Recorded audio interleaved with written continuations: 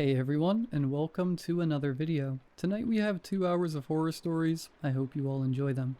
If you do, please be sure to drop a like rating. Let's see if we can reach 1,000 likes on this one. Dropping a like helps ensure more people see the content, but it also just lets me know I'm doing a good job. Subscribing if you are new is also very much appreciated. I post content just like this all of the time. Sit back, do whatever it is that you do to relax. Enjoy the 2 hours of uninterrupted horror stories right after the ad break after this intro. There won't be any more ad breaks after that one. And as always, I hope you all have a great night. There were 4 children queuing to go down the water slide. "Wait," I said, showing my palm to a little girl with pink goggles. A squeal burst through her lips as she waited for the red light to go green. "Just wait there," I repeated, watching the kid who'd gone before get spat into the pool below. "Okay, sitting up or lying on your back. Don't go head first." The girl skipped forward and sat shaking with excitement in front of the jets that poured water down the lazy coil of the slide, over the yawning mouth of the covered plastic chute. A sign emphasizes that this slide is not by any stretch of the imagination for thrill seekers. "Take it easy on the Zambezi." The light went green, and before I could say anything, the girl scooted herself over the lip, down the slide, and around the bend, the shrill warble of her scream making me wince. "Next," I said, massaging the area around my right ear. A little boy with a streak of dried snot below both nostrils waddled forwards, and on my signal, he gripped the bar, hurled himself into the chute, and flipped onto his belly. "Turn over," I said, but it was too late. I stood up to see him plunge into the pool in a graceless backward sprawl. The lifeguard down on poolside gave me a thumbs up, letting me know he was uninjured, and I let my gaze linger for a moment as she pulled her heel up onto the chair with 2 manicured hands. Turning back around, I lectured the penultimate child in the queue, a pale girl with hair so blonde it was almost white. "Don't do that, okay? Sitting up or lying on your back only. I'm not trying to be a killjoy. I'm trying to keep you safe. That's my job." The girl's eyes never met mine. Instead, she looked into the shadows of the Zambezi, which are made thick and soupy by the color of the plastic, an opaque brown. One day, no doubt in a drab, gray office somewhere, a waterslide designer passed over a host of bright and marvelous colors, only to choose brown. Nothing screams fun like brown, right? "Are you ready?" I asked the pale girl, but her eyes seemed far away, like she was sleepwalking. There was no fidgeting, no giggling, no cheekiness even. She looked duty-bound to go down the slide. With one serene push, she entered the chute, gliding around the bend. I waited for her to pop out at the bottom, using the opportunity to look at the lifeguard again. Her tanned skin, her air of indifference. Something about the new lifeguard was magnetic to me. Bewitching.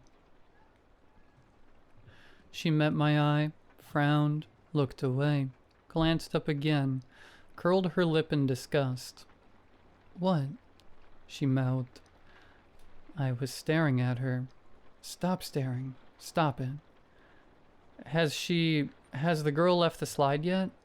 I shouted down, but the lifeguard didn't hear me. I scanned the empty splash zone.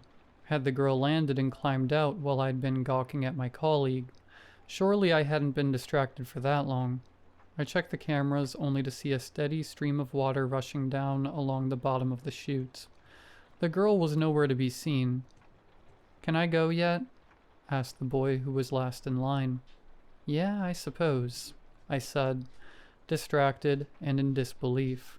The boy went down the slide, and I tracked his progress on the cameras all the way to the bottom. He climbed out of the pool and trotted towards the changing rooms as the lifeguard climbed down from her perch. I'd half expected him to plow into the girl on his way down, but he showed no sign of his trip on the slide being anything other than routine. I shut down the camera feed and the water jets from the control panel. I locked the gate behind me and set about hosing plasters and hairballs into gutters by the walkway. With everything squared away, I switched off the lights, but a sound prevented me from heading out to the foyer. A thud from inside the Zambezi. "Hello?" I said, my voice echoing across the tops of folding chairs in the viewing gallery to the back wall some 80 meters distant. All I heard was the steady dripping of a tap, a sound very much in the realm of the ordinary at the swimming pool.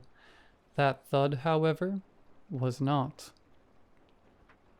I strode along the poolside, taking care not to slip, especially because it was pitch dark.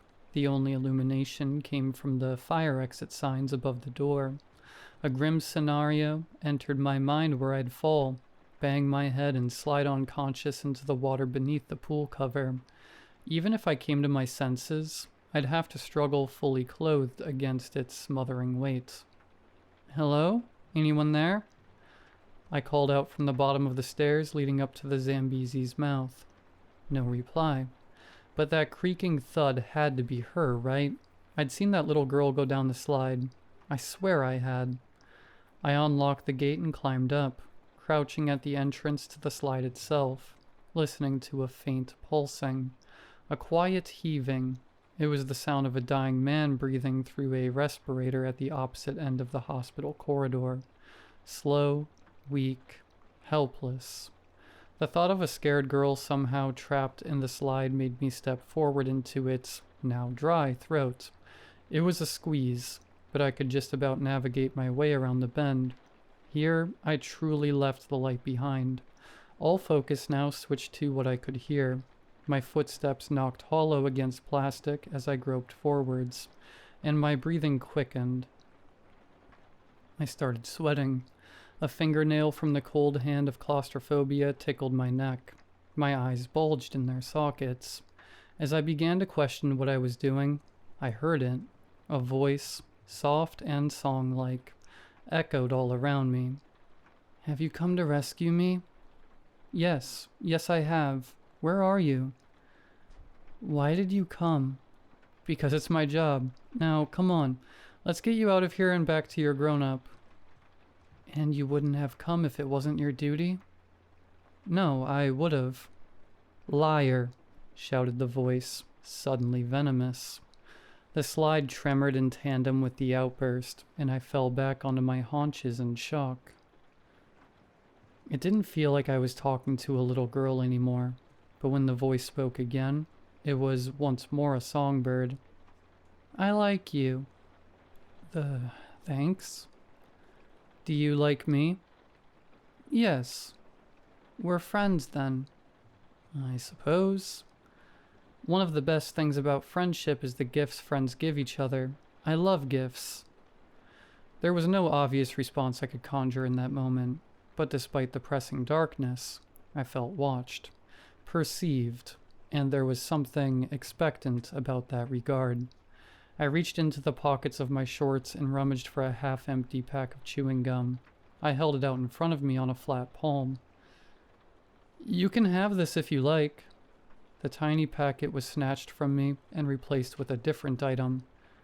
"Thank you. And it's freely offered, this gift?" "Of course. Have you given me a gift too?" I said, gulping. The voice was chewing now. "Oh, that, yeah. Give it to that lifeguard you want to screw. It's an exact replica of the yellow tulip on the front of the diary she writes in every night." Blushing, my hand closed around the stem, and I felt my way up to the petals. The thing in the slide with me was most definitely not a child, and nobody knew I wanted to do that apart from me. But that wasn't the only thing I wanted. I'm not like other guys. "You don't need to breathe like a hunted thing, friend. She's repulsed by you anyway."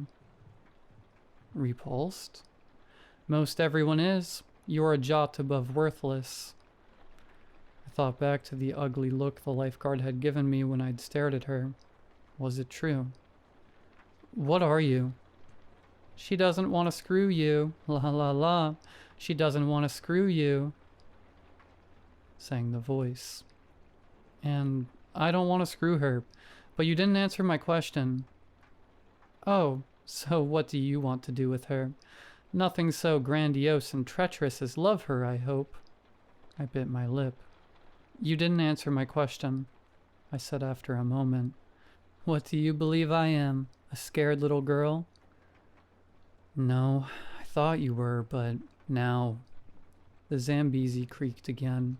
The source of the sound was somewhere ahead of me. A rush of warm air wafted against my face, as the breathing I'd heard as I entered the slide returned.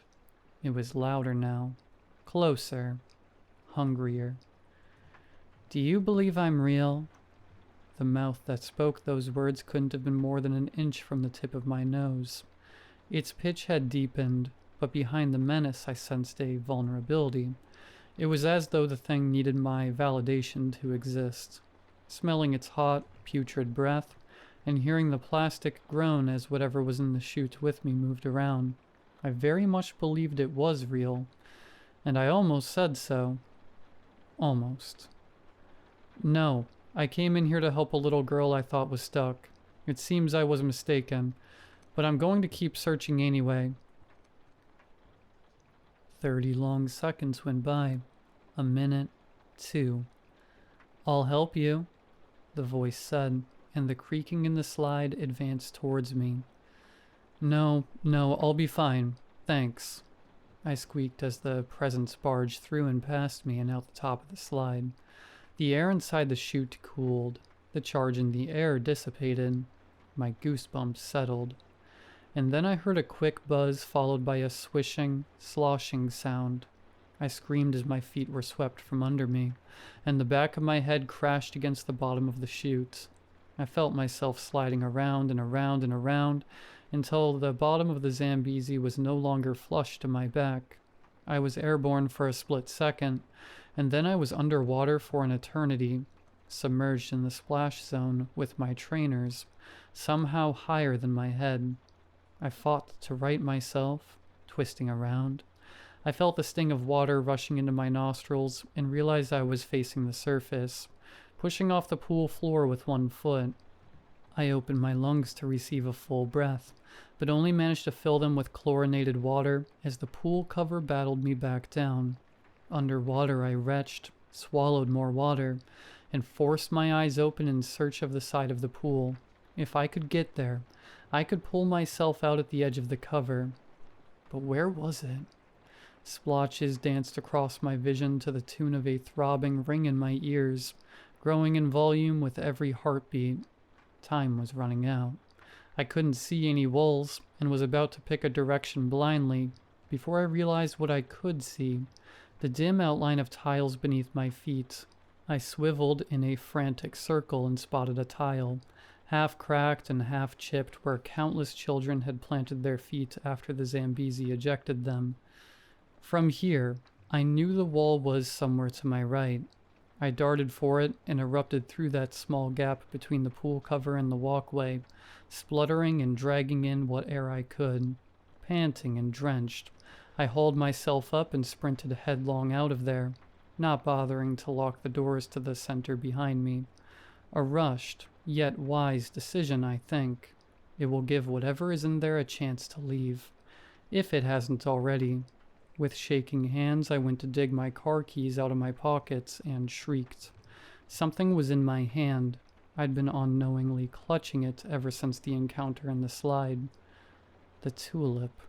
I snapped the stem, threw it down on the gravel, scraped the sole of my shoe over the pedals, and flattened it with the wheels of my car as I drove away.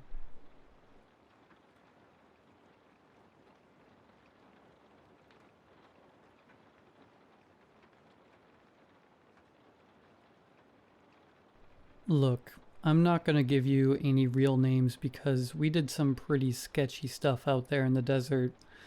But you can call me Jay, and that's close enough for government work. You know what I mean? First thing you gotta understand about me is I hate the heat. I mean hate it. Can't stand the sun beating down on you like some angry god trying to melt your brain into soup. And I'm never, ever going back to the Southwest. Not for all the green chili and hatch. Not for all the silver and the sandias. Not for nothing. See, I still get these nightmares, man. They come when the sun's getting low and turning all orange and nasty. When those clouds light up like cotton candy at some twisted carnival. In these dreams, I'm back out there sweating bullets. And there's these things, dark things, deep underground in the desert. And the heat's like molten lead pouring over everything. I wake up drenched in sweat, even when it's snowing outside my apartment here in Portland. But back in 2005, when I was 19 and thought I was hot crap, dude, I thought nothing bad could ever happen to me. Had that bravado that comes with being young and stupid, you know? Thought I was invincible. Thought the world owed me something just for showing up. I was living in a town in New Mexico. Not gonna say which one. Safer that way. And I was couch surfing, staying with some shady people, and doing whatever odd jobs I could find to keep myself in ramen and weed money.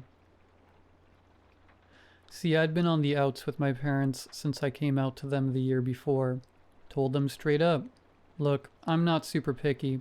Sometimes I like hot dudes. Sometimes I like hot chicks. Real diplomatic like that. My folks, completely flipped out.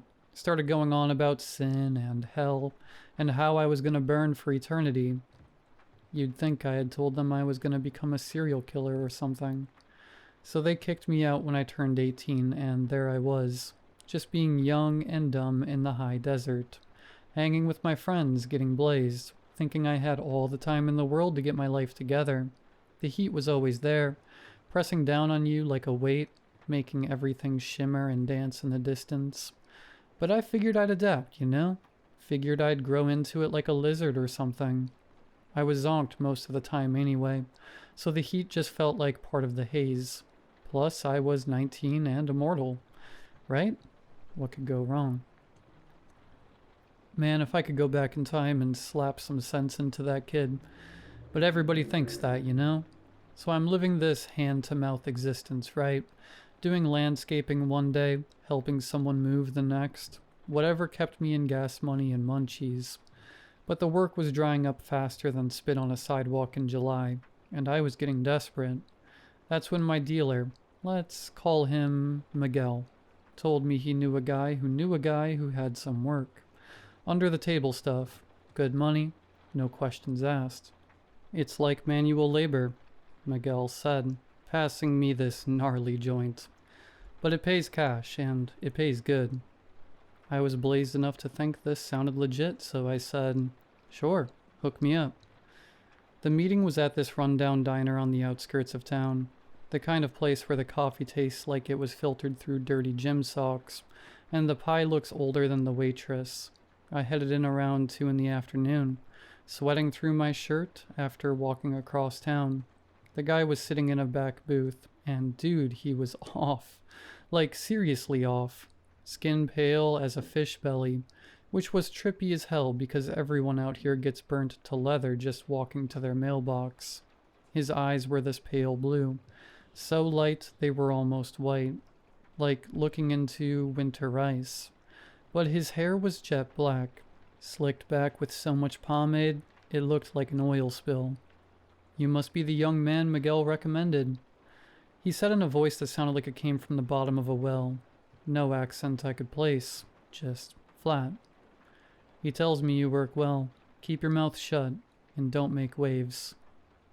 Yeah, that's me, I said, sliding into the booth across from him. The vinyl was cracked and sticky, and I could feel my thighs already starting to sweat against it. What kind of work are we talking about? He leaned forward, and I swear the temperature dropped 10 degrees. Desert work, manual labor. You and a small crew will drive out to a remote location, spend one night camping, complete a job, and return. The pay is $10,000. My brain practically short-circuited. 10 grand for one night of work? I was making maybe $300 a week when I was lucky. This job had more red flags than a Chinese parade, but for 10 grand, I was in. What's the catch? I asked because I wasn't totally stupid. No catch. Just hard work in difficult conditions. You'll need to be prepared for the heat. His pale eyes fixed on mine, and I felt like a bug under a microscope. Can you handle the heat? The way he said it made my skin crawl, but for $10,000? Man, that was like hitting the lottery. Yeah, I can handle anything. I lied. He slid a business card across the table. It was blank except for an address. Tomorrow morning, 7 a.m. sharp. Don't be late. And just like that, he stood up and walked out, leaving me sitting there wondering what the hell I'd just signed up for. The next morning I walked up to his warehouse on the industrial side of town, the kind of place that looks abandoned but has too many fresh tire tracks in the dirt to actually be empty. The sun was already making the asphalt shimmer, and it wasn't even 8 o'clock yet. There was a white box truck parked outside, and 3 other guys standing around looking about as confused as I felt. This is some serious hardware, said this stocky Hispanic dude with tattoos covering his forearms. He stuck out his hand. Pedro. Jay, I said, shaking it. His grip was solid, calloused from real work. The other Hispanic guy introduced himself as Xavier, a quiet type with intelligent eyes that seemed to take in everything. Then there was Red, who had that weathered look of someone who'd spent his whole life under the desert sun. Native features, but I had no idea which tribe. And finally Kate, who I could tell right away was the Jeffa, the boss lady. Short, built like a fire hydrant, with arms that looked like she could bench press a Honda. Alright, listen up, Kate said, ticking off items on a clipboard. It's a 3-hour drive to the site. We're packing food, water, and camping gear because we're staying overnight. This is serious business. Not some weekend camping trip. Anyone who can't handle that needs to walk away now. Nobody walked. Good. Now load up. She started directing us to load the equipment into the back. Winch, sledge, coils of rope thick as my wrist, pulleys, camping gear, enough water jugs to fill a swimming pool. We riding in the back of the truck too? I asked. No, in the stretch limo we're renting. Of course in the truck. This isn't a pleasure cruise, she replied curtly. The drive was brutal, man. Kate drove while the rest of us sweated in the back like sardines in a can. No AC, just the tiny hatch from the front propped open. Hot air blowing through like a hairdryer set to hell. I kept chugging water and watching the landscape get more and more alien as we headed further from civilization. Every so often, Kate would pick up the CB radio and say something in code.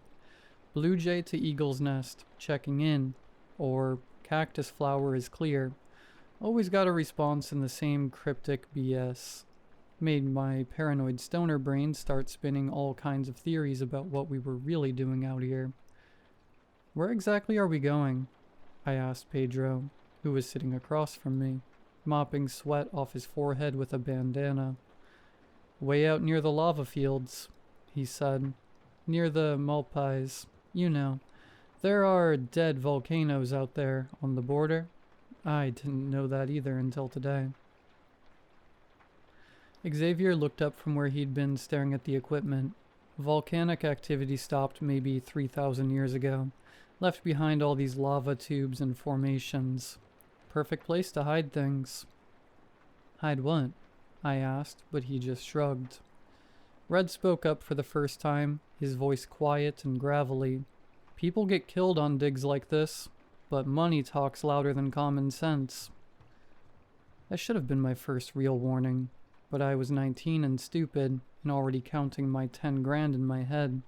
The heat was making me dizzy, and I just wanted to get wherever we were going so I could get out of that rolling oven and into some shade. We pulled up to the site around 10 in the morning, and I have to say, it was like landing on Mars. Nothing but black volcanic rock stretching to the horizon, twisted into weird shapes by ancient fires. The heat hit us like a physical thing when we opened the truck doors, and I immediately started sweating harder than I ever had in my life. "Set up camp in the shade of that outcropping," Kate ordered, pointing to some rocks that cast maybe 6 feet of shadow. "And drink water constantly. I don't want anybody dropping from heat stroke." I started joking around with Pedro and Xavier, trying to lighten the mood, but Kate shut that down fast. "Stow that away and get focused," she snapped. "This is serious business. People have died out here for being careless." Something in her tone made my blood run cold despite the heat. This wasn't just about moving some rocks or digging holes. This was something else entirely. And I was about to find out what. After we set up camp, and I use that term loosely because it was basically just throwing our sleeping bags in the only patch of shade we could find, Kate gathered around us and started handing out gear: heavy work gloves, headlamps, and more water bottles. "We're going about 200 yards that way," she said, pointing towards what looked like absolutely nothing, just more twisted black rock under the merciless sun. "There's a hidden canyon in the lava fields. You'd walk right past it and never see it if you didn't know it was there." She was right. We trudged through the heat for a few minutes, sweat pouring off us like we were melting, and I was starting to think she was leading us to our deaths when suddenly the ground just opened up. 1 second, we're walking on solid volcanic rock.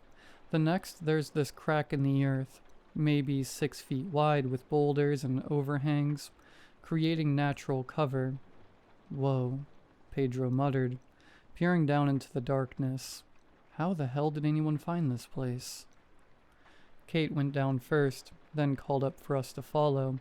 The canyon was maybe 30 feet deep, and the second I hit bottom, the temperature dropped at least 15 degrees. It was still hot as blazes, but compared to the surface, it felt like walking into air conditioning. "This way," Kate said, leading us toward what looked like a crack in the canyon wall. As we got closer, I realized it was actually the mouth of a cave, a lava tube, probably formed when molten rock flowed through here thousands of years ago. Xavier was running his hands along the entrance. "This isn't natural," he said quietly. "Someone carved this wider.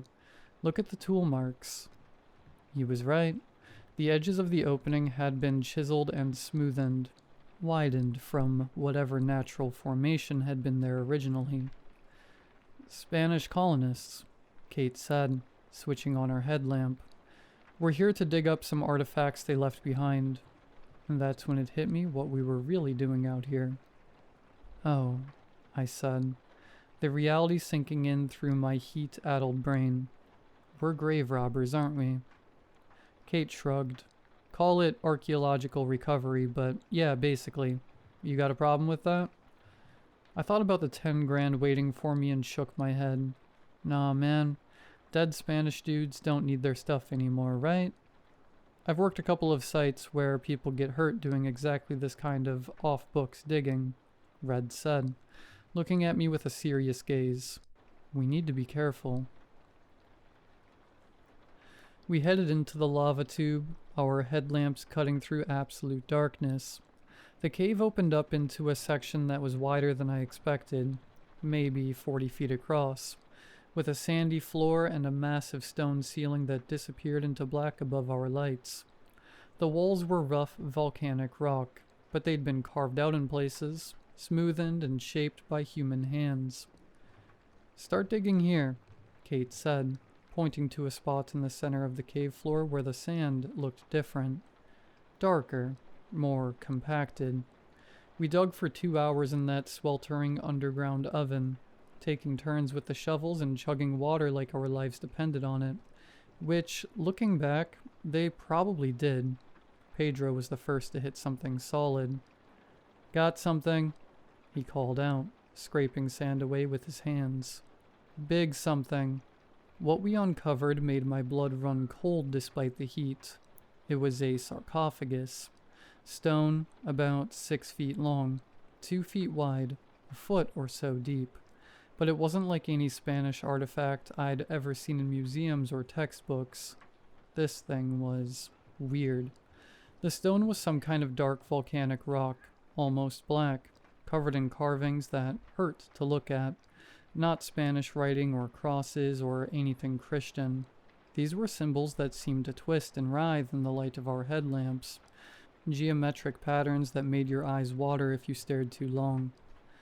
"That don't look Spanish to me," Xavier said, echoing my thoughts. Spanish colonists found a lot of indigenous artifacts, Kate said, but even she sounded uncertain. Probably Anasazi or Pueblo, pre-Columbian. Red was standing at the edge of our excavation, staring down at the sarcophagus with a curious expression. "That's not Anasazi," he said quietly. "That's not Pueblo. That's not anything from any tribe I know." The thing felt wrong in every possible way. Despite being buried in sand in a cave where the temperature had to be pushing 90 degrees, the stone was cold to the touch, as if it had been sitting in a freezer, and heavy. We'd barely uncovered half of it, and already I could tell this thing weighed a ton. "How are we supposed to move this?"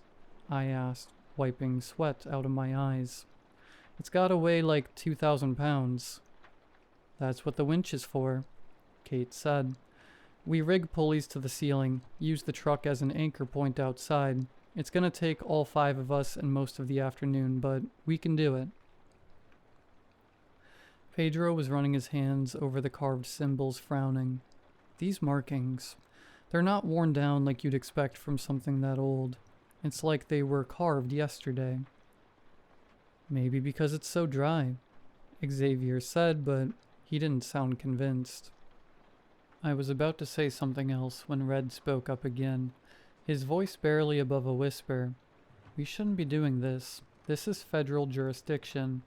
FBI level stuff. My brother-in-law got 2 years for it." "Too late for second thoughts," Kate said firmly. "We've got a job to do."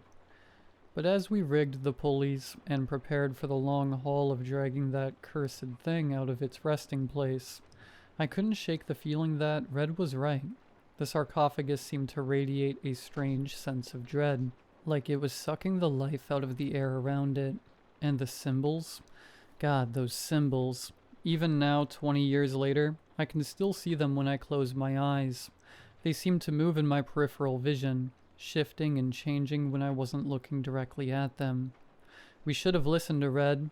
We should have filled that hole back in and walked away. But we didn't. And what happened next? Well, that's when things really went to hell. It took us until sunset to get that cursed thing out of the cave and drag it to our campsite. Even with the truck and the winch, even with the pulleys and the sledge, even with all 5 of us working in shifts. It was absolutely brutal work. The sarcophagus fought us every inch of the way, like it wanted to stay buried. The ropes kept slipping, the pulleys jammed, and twice we had to re-rig the whole system when anchor points failed. By the time we had it pulled to the camp and covered with a heavy canvas tarp, we were all dead on our feet. The sun was setting behind the volcanic peaks, painting the sky the color of dried blood, and the temperature was finally starting to drop from surface of mercury to just inside an oven. "Tomorrow we drag this thing up the ramps into the truck and get the hell out of here," Kate said, cracking open a warm beer from the cooler. Even she looked wiped out, her usual fire hydrant intensity dimmed by exhaustion and heat. Pedro was already working on getting a fire started, stacking mesquite branches in a ring of volcanic rocks. "Man, I can't wait to get back to civilization," he said, striking a match. "First thing I'm gonna do is find the biggest, coldest swimming pool and just live in it for a week." "What are you gonna do with your cut, Jay?" Xavier asked, settling down on his sleeping bag and pulling off his work boots. His feet were pale and wrinkled with sweat. I was chugging my dozenth bottle of water of the day, trying to replace what felt like half my body weight lost in fluids. "Dude, I'm gonna get an apartment with an air conditioner the size of a Buick and never leave. Maybe get a little refrigerator just for beer." Live like a king in climate-controlled comfort. 10 grand goes fast, Red said quietly.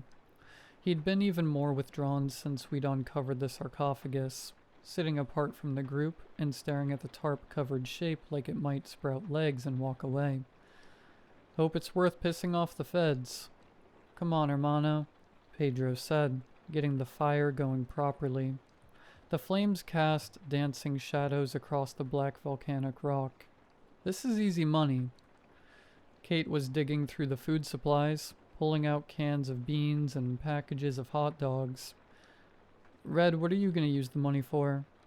I'm behind on my truck payments and need it to keep working, he said. Plus my kids' meds. But he didn't continue, just sat there watching the fire. You know what I'm going to do? Xavier said, accepting a beer from Kate. I'm going to take my girl Maria to Vegas. Get a nice hotel room with a view. Eat at those fancy buffets, and maybe try my luck at the tables. She's been wanting to go forever. Vegas in summer? Pedro laughed, stabbing hot dogs with a stick to roast them over the fire. That's like trading one oven for another. Yeah, but Vegas has casinos with AC you could hang meat in, and pools, and room service. Xavier grinned. Besides, Maria looks good in a bikini. Even Kate cracked a smile at that. The mood was lighter as the sun went down and the oppressive heat finally started to ease up. The beans were bubbling in a pot over the fire, mixing with the smell of roasting hot dogs and mesquite smoke. After the brutal day we'd had, it felt almost normal. Like we were just a bunch of friends camping in the desert instead of grave robbers who just dug up something that made my skin crawl. What about you, Jeffa? I asked Kate. What's the boss lady gonna do with her cut? She was quiet for a moment, stirring the beans with a long-handled spoon. Pay off some debts, maybe take a real vacation somewhere with trees and actual grass. I haven't seen green in so long I'm starting to forget what it looks like. Where'd you grow up? Pedro asked, handing around the roasted hot dogs. Michigan, near the lakes. Used to swim in water so clear and cold, it'd shock your system. She got a distant look in her eyes. Sometimes I dream about giving into that water, feeling it close over my head, washing all this desert dust away. So why'd you come out here to Hell's front porch? I asked, biting into my hot dog. Even camp food tasted good when you were this tired and hungry. Same reason we all did, probably. Running from something, looking for something else. Desert's a good place to disappear if you need to, she said. Red joined the conversation, accepting a plate of beans and hot dogs. I need this money. Things are tight. I have a family. They're all waiting. Waiting for what? Xavier asked. Waiting for me to get it together. He chuckled, the first bit of warmth I'd heard in his voice. The food was warm, the fire was crackling, and the temperature had dropped to something almost comfortable. The stars were coming out in the clear desert sky, more stars than you ever see in town, stretching from horizon to horizon. You know what? Kate said, leaning back against her pack and looking more relaxed than I'd seen her all day. Maybe Red's right to be cautious, but we did good work today. That thing's been sitting down there for who knows how long, and we got it out clean.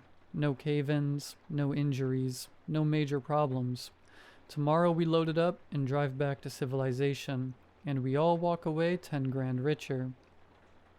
I'll drink to that, Pedro said, raising his beer. We all clinked bottles and cans, even Red, though he still kept glancing at the tarp. The fire popped and crackled, sending sparks up into the desert night, and for a while there, it felt like maybe everything was going to be okay. Maybe we'd actually pulled this off. Maybe Red was just being paranoid. Maybe those symbols on the sarcophagus were just some old indigenous art that meant nothing more than, here lies so-and-so, may he rest in peace. Man, we were so wrong it wasn't even funny. I woke up around 3 in the morning, and the first thing I noticed was the smell. Not a normal desert smell like smoke or dust or mesquite.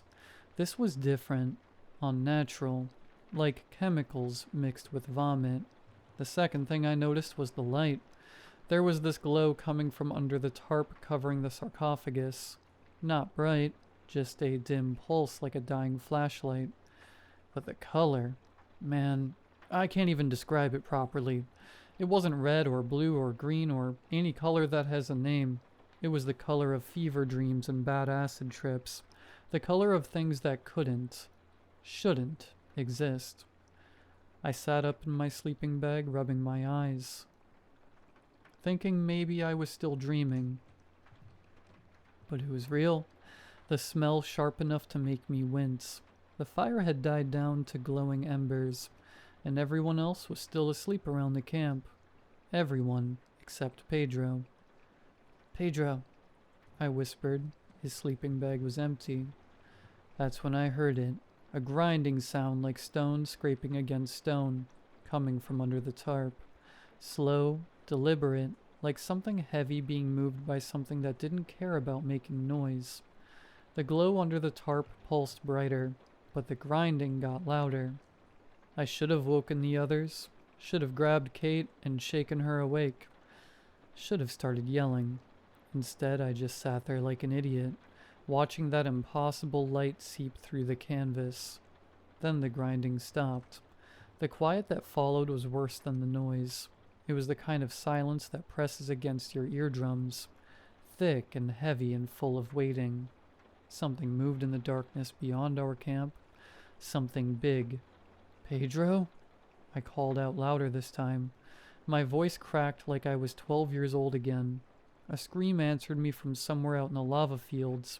High, terrified, and human. It started as Pedro's voice.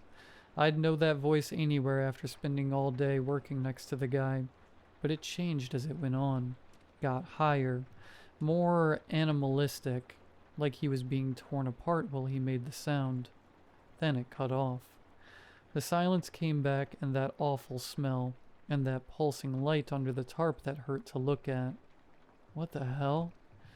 Kate was sitting up now, reaching for the flashlight beside her sleeping bag. "Don't," I whispered, but she was already switching it on, sweeping the beam across our campsite. The tarp had shifted, the sarcophagus was partially uncovered, and even in the dim light, I could see that the lid was open, not just cracked open, wide open, like the jaws of some stone predator.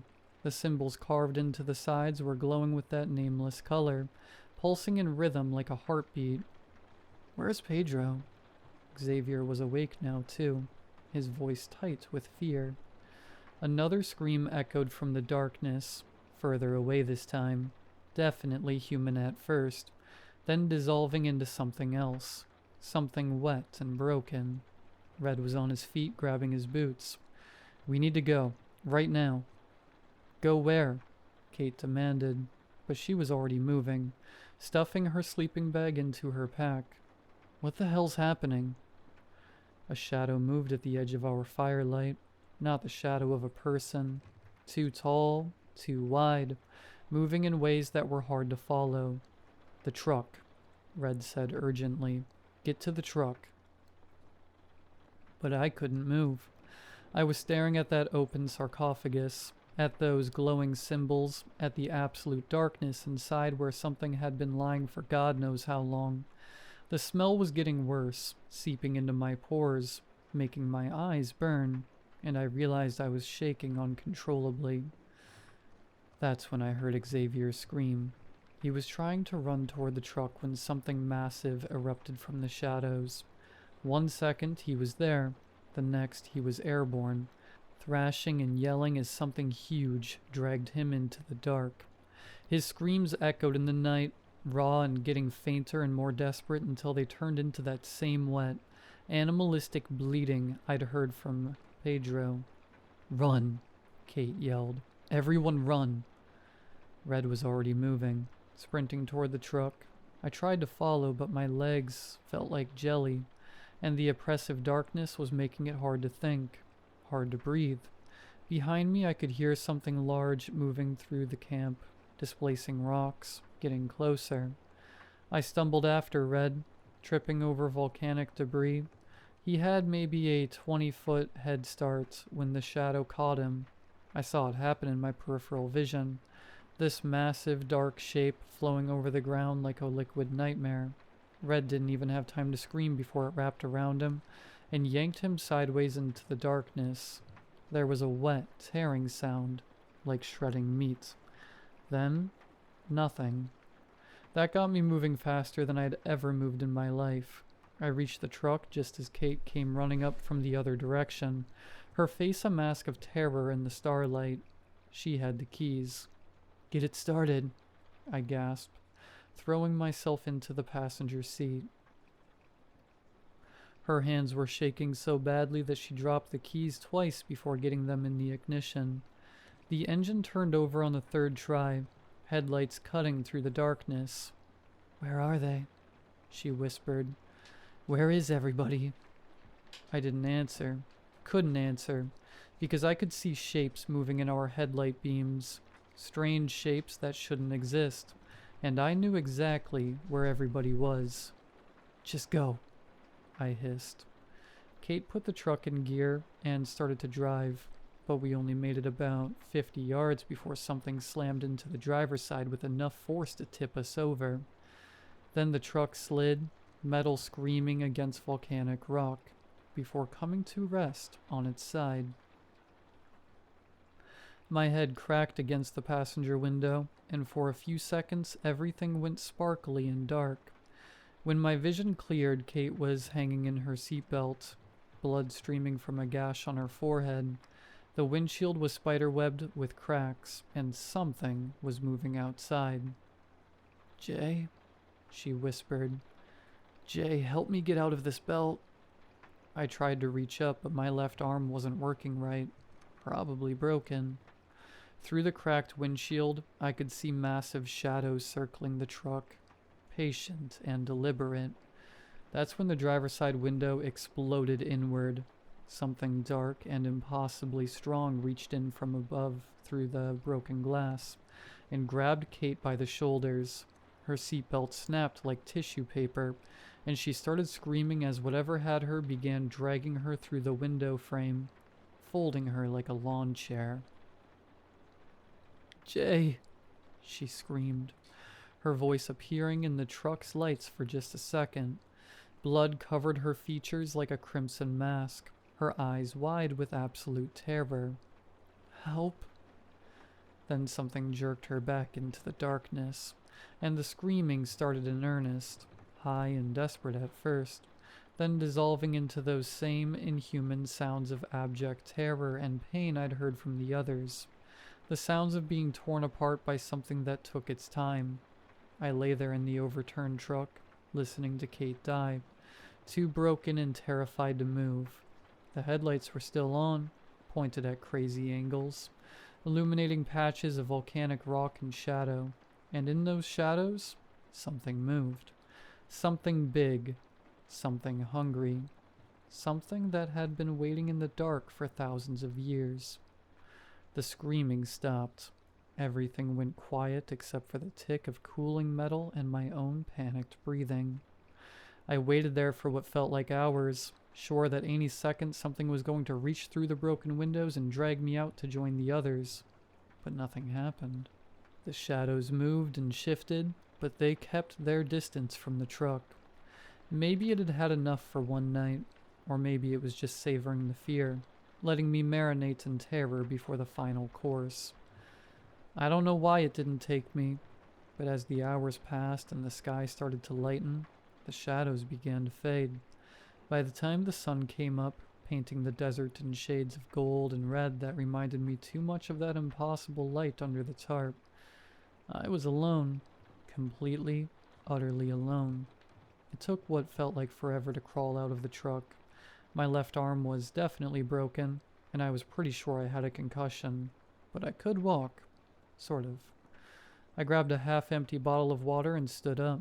I must have been in shock when I started walking towards the road, leaving behind the overturned truck, the empty campsite, and that cursed sarcophagus with its lid hanging open like a stone mouth that had finally finished feeding. I walked for 2 hours in the desert heat before a state trooper found me, half dead from dehydration and babbling about monsters in the dark.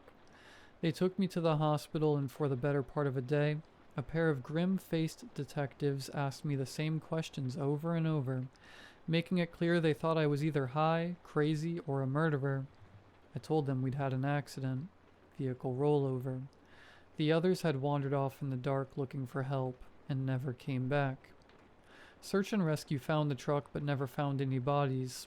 They never found the box either. Or at least they didn't say. Then, just as they were getting ready to haul me to a county jail cell, he showed up. The pale man from the diner.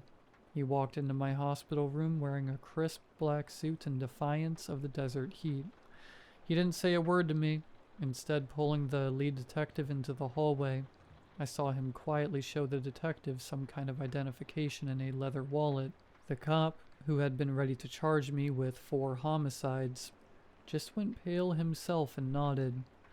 A minute later, the detective came back in, told me I was free to go, and that my story of a tragic camping accident had been corroborated. He couldn't get out of the room fast enough. The pale man stepped in as the cops left, his icy blue eyes fixing on me. He tossed a roll of cash on the bed. "500 for your time," he said, voice like gravel scraped from the bottom of a well. The job wasn't completed. Completed? I croaked, trying to sit up. They're dead. They're all dead. What the hell was in that box? He didn't blink. Risk was part of the deal. You thought 10 grand was for a camping trip? My mouth was dry, throat raw. What was it? Who are you? What is this? His expression darkened. Too many questions. He took a step toward the door. I've got a mess to clean up, he said, quieter now, almost to himself. And you don't want any of it landing on you. I stared at him. I was broken, confused, terrified. He paused, hand on the knob, and for the briefest second something like pity flickered across his face. Take the money. Leave town. Don't look back. Find somewhere to go, kid. Don't think too much. Then he was gone, leaving nothing but the antiseptic stink of the hospital and the weight of everything he didn't say. I used the money to buy a Greyhound ticket to Portland, as far from the desert as I could afford to get. I never got my 10 grand, but I got something else. The knowledge that there are things in the dark places of this world that make death look like a mercy. And sometimes when the sun is setting low and orange and those clouds are lit up like cotton candy, I still have the dreams. Dreams about symbols that glow with colors that don't exist, about blood-covered faces in the dark, and about the sounds people made when something ancient and hungry takes them. Survivor's guilt. I never went back to New Mexico. Never will. It's a hard lesson to learn, but some jobs just don't pay enough, no matter what the money looks like up front. And some things should definitely stay buried.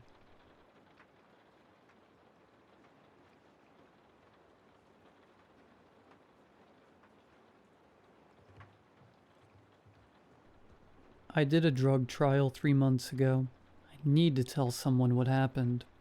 I keep thinking I should go to the news or find a lawyer or something, but the NDA I signed, pretty sure it's airtight. And anyway, who's going to believe me? The researchers don't. Every time I call, I get the same line.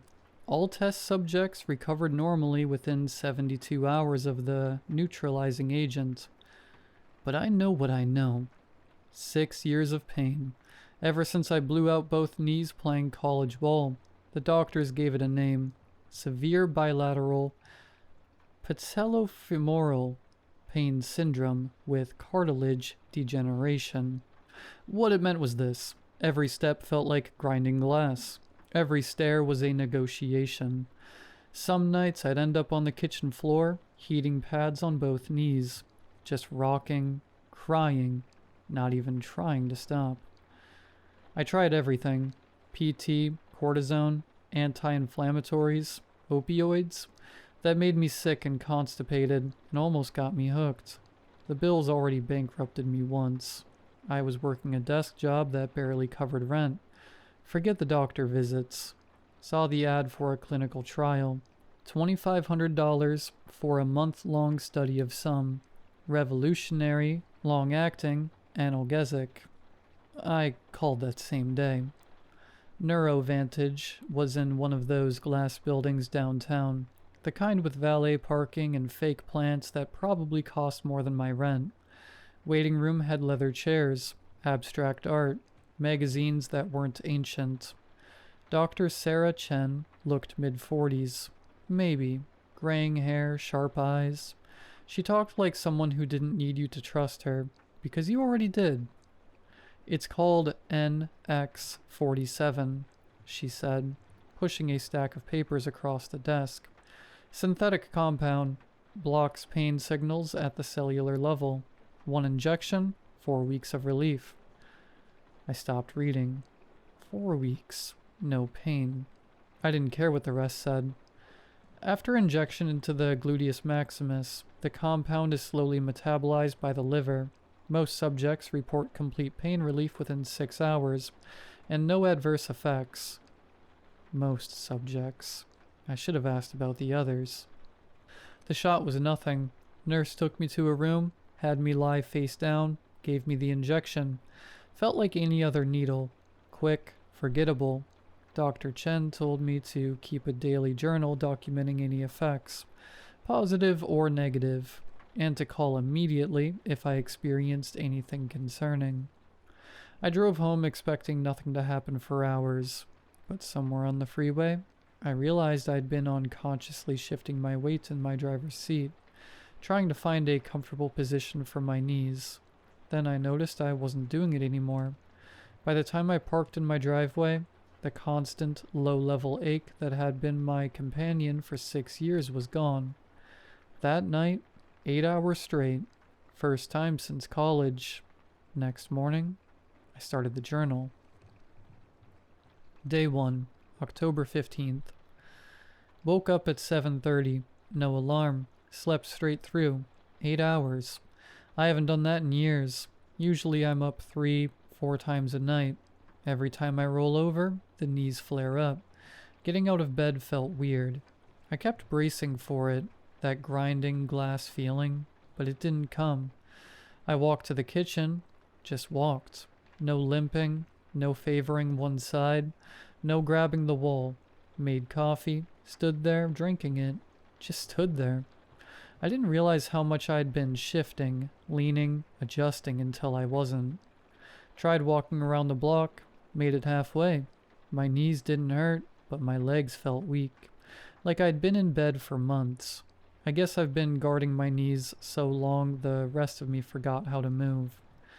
Weird thing at lunch though. I bit my tongue. Not that hard, just one of those accidental bites. But it barely registered. No wince, no sharp jolt, just distant. Maybe I'm so focused on the pain being gone that everything else feels muted. Dr. Chen called tonight, asked how I was doing. I told her everything was perfect. She sounded pleased, said to keep documenting everything. Even positive changes can be significant data points.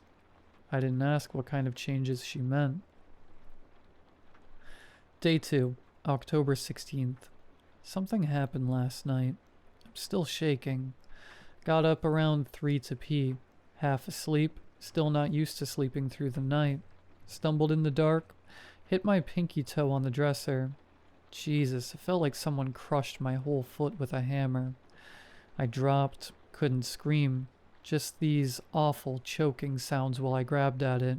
Crawled to the light switch. Thought I'd see blood. Bone. Something torn apart. But there was barely anything. Just a red dot. I sat on the bathroom floor staring at it. 20 minutes, maybe more. The pain faded, but I couldn't stop thinking about it. It felt like the worst injury I'd ever had. From stubbing my toe.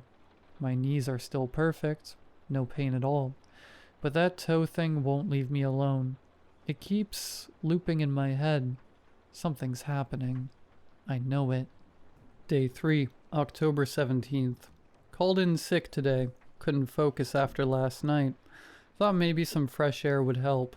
It was nice out, mid-70s, light breeze. I sat on the back patio for 10 minutes. Then my skin started burning. At first I thought I was imagining it.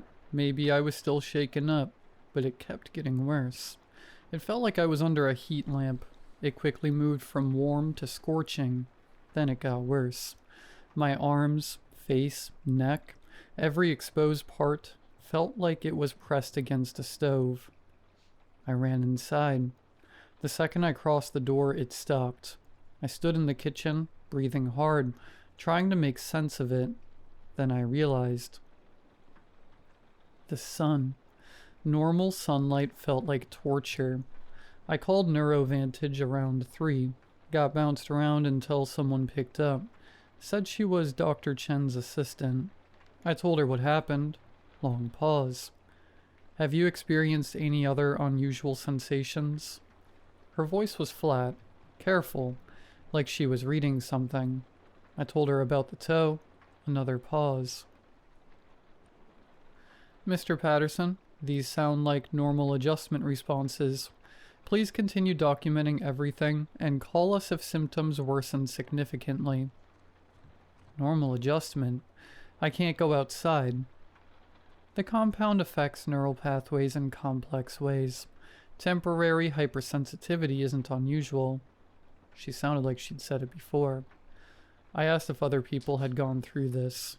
She said she couldn't discuss other cases. Before hanging up, she reminded me about their emergency line, if absolutely necessary. My knees still felt perfect. No pain at all. Whatever this drug is doing, it's doing exactly what they said it would. But everything else feels off. Day 4, October 18th. I'm writing this at 2:47 a.m. because I can't sleep and I need to get this down while it's still fresh. Temperature dropped tonight. Must have hit the low 50s because the heater kicked on around midnight. I was lying in bed when I heard the click of the thermostat, then the whoosh of air through the vents. The first breath of warm air hit my face and I thought I was going to die. It felt like opening an oven and sticking my head inside. The air from the vent, which is usually soft and warm, hit my skin like steam. I rolled off the bed and hit the floor gasping. My whole body felt like it was being scalded. I crawled to the hallway and shut off the thermostat. Then I lay on the bathroom tiles until the burning stopped. Took 15 minutes before I could think straight again. I checked my skin in the mirror. Nothing. No redness, no marks. Just normal skin. It felt like third-degree burns, but there was nothing. I'm sitting here now wearing 3 layers with the windows cracked open. The house is freezing, but I can't risk turning the heat back on. This isn't normal adjustment. Something's going wrong in my nervous system. The drug was supposed to block pain, but it's like it's amplifying everything else. A breeze feels like sandpaper. My sheets felt like steel wool when I tried to get back in bed. I keep thinking about the assistant's voice, the way she paused when I described it, like she was checking something, comparing symptoms to a list. I'm going to call the emergency line. I can't keep doing this. Day 5, October 19th. I'm back home. Called NeuroVantage at 4 in the morning. Got transferred 3 times before someone could schedule an emergency appointment. Dr. Chen was unavailable. They said Dr. Martinez could see me at 10. I was driving downtown when the hunger hit. Started as a normal stomach rumbling. Within minutes it felt like my insides were being shredded. I pulled into a gas station, doubled over the steering wheel gasping. Thought maybe something ruptured. I stumbled into the store and grabbed the first thing I saw. Box of powdered donuts. Tore it open and started eating right there in the aisle. Clerk stared at me. I didn't care. I ate 4, fast, shoving them in until the pain stopped. He asked if I was okay. I mumbled something about low blood sugar and bought the rest of the box. Dr. Martinez was younger than Jen. Nervous, kept asking about my pain tolerance baseline. Checked a tablet while I talked. When I told him about the heater incident, he nodded like he'd heard it before. We can administer a neutralizing compound, he said. It should counteract the NX-47 within 24 hours. The needle looked normal. Standard vaccine type. When it went in, I screamed. It felt like a red-hot poker. Pain shot up my arm and through my whole body. I started hyperventilating. Vision went black around the edges. Next thing I knew, I was on the floor. Dr. Martinez was kneeling beside me, asking if I could hear him. The effects seemed to be intensifying, he said to someone else in the room. We should document the timeline more carefully. I wanted to ask what he meant by that. Couldn't speak, just focused on breathing. It's been 6 hours since the shot. Still hypersensitive. The tags in my shirt feel like razor blades. My neighbor's dog barking makes my skin crawl. Please let this work. I can't live like this. Day 6, October 20th. The shot didn't work. Or, if it did, it's taking its sweet time about it. Everything is backwards now. Everything. Made hot chocolate this morning. First sip tasted like poison. Like licking a battery. Spit it out and dropped the mug. The mug hit my hand and broke on the floor. Should have hurt. It felt incredible. A wave of pure bliss shot up my arm. Better than any painkiller I've ever taken. Had to grab the counter to keep from falling over. The bruise is getting darker and it feels amazing every time I touch it. I can't eat. Everything tastes like ash. Water tastes like metal. But pain, oh God, pain feels like heaven. I have scratches on my arms. Don't remember making them. 3 lines on each side. They feel good. I keep catching myself trying to make more. Had to leave the kitchen because I kept staring at the broken pieces of the mug. This is sick. I know it's sick, but I can't stop thinking about it. Food is poison. Pain is pleasure. What did they do to me? Went to NeuroVantage. Couldn't wait. It's the weekend and the building was locked, but I saw movement in the windows upstairs. Banged on the door until security came down. I need Dr. Chen now. She came down 20 minutes later. Tired eyes. Overworked. She wasn't surprised. She knew. Mr. Patterson, how are you feeling? Fix this, please. Whatever you did to me, fix it. She told me to follow her upstairs. The elevator was too bright. The humming too loud. Everything was too much, but I needed answers. Her office looked different. The abstract art on the walls seemed to move when I wasn't looking straight at it. She sat behind her desk and opened a file. Thicker than I remembered. The occasional hypersensitivity phase typically lasts only 2 to 6 hours, she said. Her eyes focused on the files. Then the neural pathways begin to reorganize. What does that mean? NX-47 doesn't just block pain signals, Mr. Patterson. It alters how your nervous system processes sensory input. The initial effect is complete analgesia for the targeted pain source, but the compound continues working, remapping your entire pain response system. You knew this would happen. The inversion is temporary. In most cases, your system should return to baseline within 2 to 3 days. She closed the file. Some subjects experience profound neurological changes. The compound appears to reverse the polarity of pain and pleasure receptors in approximately 2% of test subjects. This should only last a few days. You should be able to manage. Should? Manage? I can't eat food. I can't go outside. I can't touch anything without wanting to scream or hurt myself. The cravings for self-harm are concerning, but they typically diminish as the neutralizing compound works through the system. You're talking about me like I'm a lab rat. She looked up. Mr. Patterson, you signed a comprehensive consent form acknowledging the experimental nature of NX-47. All potential side effects were disclosed. Potential side effects? You buried this in 40 pages of medical jargon. The compensation was commensurate with the risk level. I wanted to hit something. The urge was so strong I had to grip the arms of the chair. How many people have you done this to? NX-47 has shown remarkable success in eliminating chronic pain conditions. The preliminary trials have been very promising. How many, Dr. Chen? Patient confidentiality prevents me from discussing specific numbers. But there are others. Yes, there are others. What if I report this? What if I go to the FDA? Mr. Patterson, you voluntarily enrolled in an FDA-approved clinical trial. All procedures were conducted according to federal guidelines. Your signature is on every consent document. But you didn't tell me this would happen.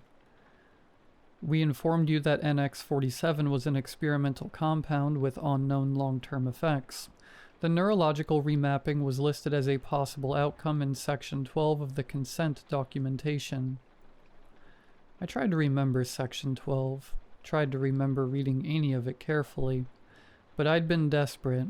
All I saw was the promise of 4 weeks without knee pain. She stood up.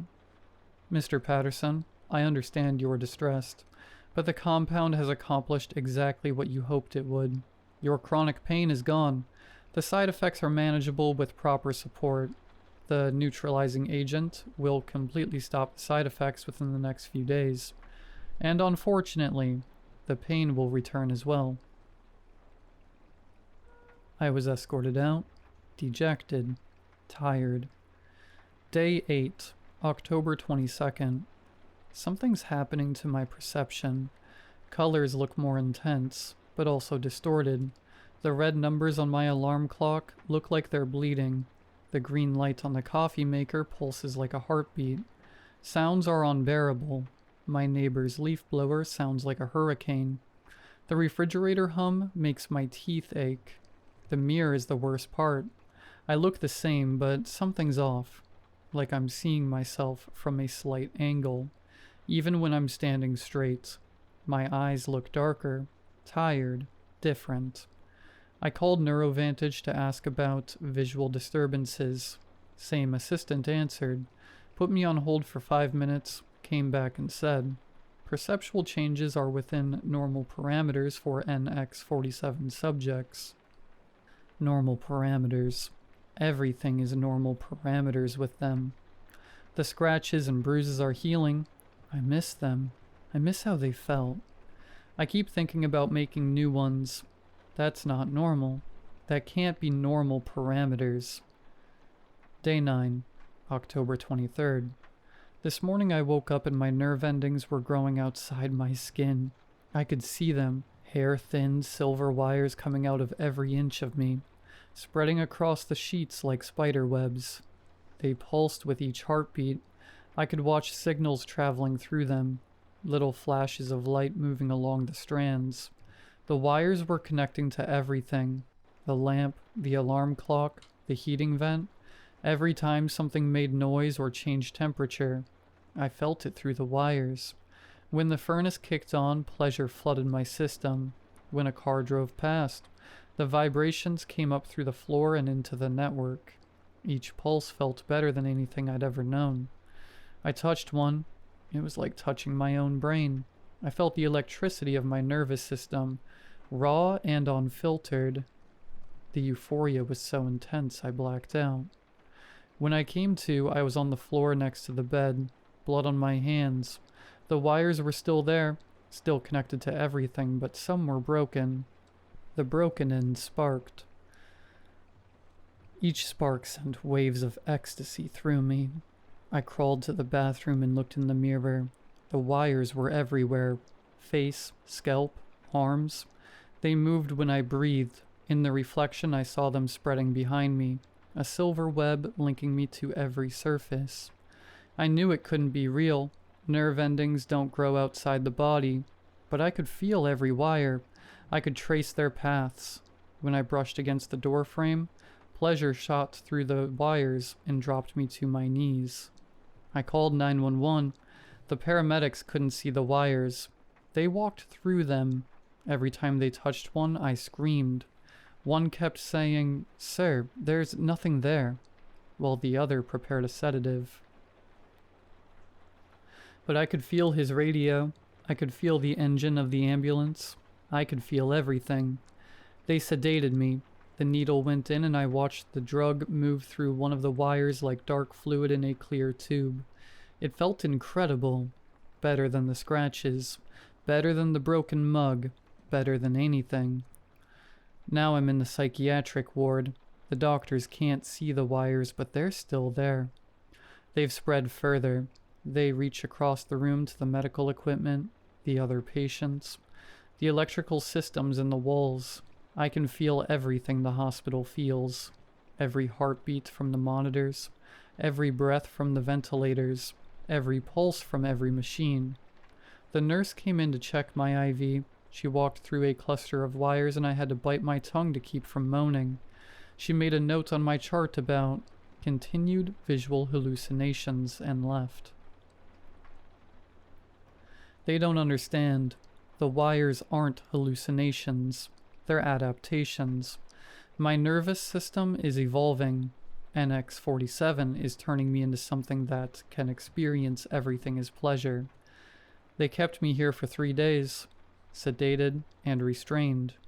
First night was the worst. The IV needle felt more like molten metal, but good molten metal. The dry sheets of the hospital bed felt like sandpaper and sent waves of pleasure over my skin. The heart monitor beeped steadily. Each beep felt like a tiny shock in my ears. I started timing my breathing to match the beeps, trying to make it stronger. Second night, the wires started fading. I was sad to see them go. They ran every test: blood work, MRI, neurological exams. Dr. Rodriguez kept asking about drug use like I was some junkie. All the tests came back normal. Perfect. My knee cartilage looked better than it had in years. Sometimes the mind can play tricks when we're under stress, he said. Dr. Chen visited on the second day. She brought a man in a suit. Said NeuroVantage would cover all hospital costs as a courtesy. Didn't mention the $2,500 from the study. I didn't ask. Money feels pointless when you can't tell if you're losing your mind. By the third day, things started changing back. The IV needle just felt like a needle. Food tasted like food again, and the pain came back. Slow at first, then stronger. My knees felt like they're grinding again. I should be relieved. Instead, I feel like I lost something, like waking up from the best dream I've ever had. They discharged me this afternoon. Bottle of ibuprofen, pamphlet about stress management. Dr. Rodriguez shook my hand and wished me luck with my adjustment period. Got home and found 3 lawyers sitting in my driveway. Black sedan, tinted windows, waiting by the front door. One was the same suit from the hospital. He had a briefcase full of papers. "Mr. Patterson, we need to discuss your recent medical expenses." The hospital bill was $47,000. They said they'd pay it all, but only if I signed their agreement.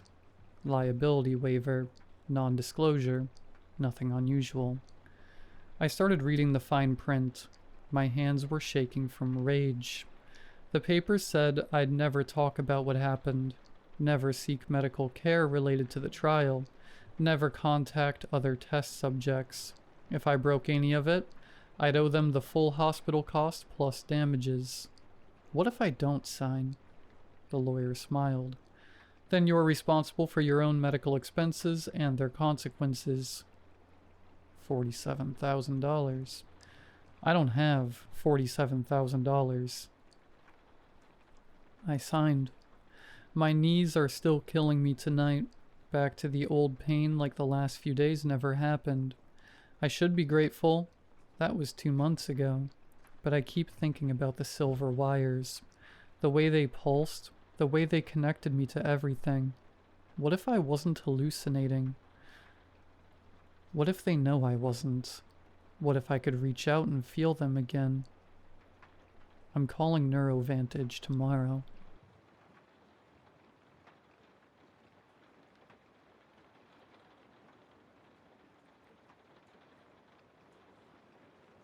I was 17 the summer we found the cave on my grandmother's property in eastern Kentucky. I have never told this story to anyone. Not my wife, not a therapist, nobody. Sealing the cave after Grandma Edith passed should have helped, but it did not. What Chester and I saw down there has never let go of me. I was what you'd call the nerdy kid back then. Thick glasses, skinny as a rail, the type who spent lunch periods in the library. Every summer, my parents shipped me off to Grandma Edith's farmhouse in the foothills of the Appalachians, figuring the mountain air would be good for me. The house was everything a city kid like me thought was cool about the country. High ceilings, creaky wooden floors, wraparound porches, and dense forest in every direction. The nearest neighbor was Chester's family, and their place was nearly a mile down the dirt road. Past that, nothing but trees and hollers until you reached the county highway. Chester was a year younger than me, and he was everything I wasn't. He could fix engines, hunt, fish, and navigate the woods like he'd been born to it. Where I was pale and awkward, Chester was sun-darkened and confident. Where I worried about everything, Chester just did things. We'd become friends the summer before, mostly because we were the only kids for miles, and boredom breaks down barriers. He taught me to shoot his BB gun and which berries were safe to eat. I helped him with his summer reading and showed him how to use family's ancient computer. "John, you worry too much," he'd say when I hesitated at creek crossings or complained about spider webs. "It's just the woods. Ain't nothing out here gonna hurt you." I wanted to believe him. Chester made the forest feel like his backyard, and his confidence was infectious. Around him, I felt braver than I actually was. That summer, we were both restless in the way teenagers get when the days are long and the possibilities seem endless. We'd already built a rope swing over the creek, explored every deer trail, even tried to build a treehouse that collapsed before we got the roof on. We needed something new, something bigger. We just had no idea what we were about to find. We found it in the third week of July, during a brutal heat wave that made the air shimmer and even drove the birds into shade. Chester and I were wandering the property, desperate for something to break the monotony. "Man, there's got to be something we ain't explored yet," Chester said, wiping sweat from his forehead. We were on the ridge of the back of Grandma's land, where the trees were thick and the underbrush hadn't been touched in decades. "Maybe the creek again," I suggested, though we'd been there twice already that week. "Nah, that's boring. We need something new." Chester stopped and pointed. "What's that?" I squinted. Through the foliage, I saw a darker shadow, something that didn't fit the natural pattern of trunks and branches. I squinted where he was pointing. Through the dense foliage, I could make out what looked like a darker shadow among the trees, something that didn't quite fit the natural pattern of trunks and branches. We shoved through brush, scratched by thorns and wrapped in spider webs. Chester led the way, while I followed and complained about the bugs. "Quit whining," he called. "You want to find something cool or not?" In the hillside, we found a depression about 15 feet across, and at its center the mouth of the cave, half covered by rusted iron grates. Time and weather had rusted most of it away, leaving gaps just big enough for nosy teenagers to squeeze through. "Holy crap," Chester breathed, the first time I'd ever heard him sound impressed. "John, look at this." I crept closer. The opening vanished into blackness, a cool breeze drifting out with the smell of damp earth and something I couldn't place. "Think it's an old mine?" I asked. Chester shook his head. "Nah, wrong kind of rock. Limestone country. It's a cave. A real cave. He was already kneeling at the gap, peering into the dark. We should tell my grandmother, I said. She'd just tell us to stay away. He grinned, the kind of grin that meant trouble. Come on, just a quick look. We don't have lights. My phone does. I wanted to argue, but Chester was already squeezing through the gap. His movement echoed strangely inside. Chester, wait up, I called. Being alone outside seemed worse than following.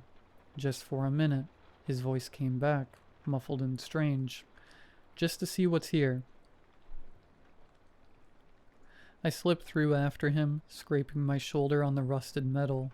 The passage opened immediately into a chamber 10 feet high and twice as wide. Chester's phone light swept over smooth limestone, carved by water through the ages. This is so cool, Chester whispered, and his voice echoed back at us from deeper in the cave. The floor was mostly level, covered with a layer of dirt and small rocks that crunched under our feet.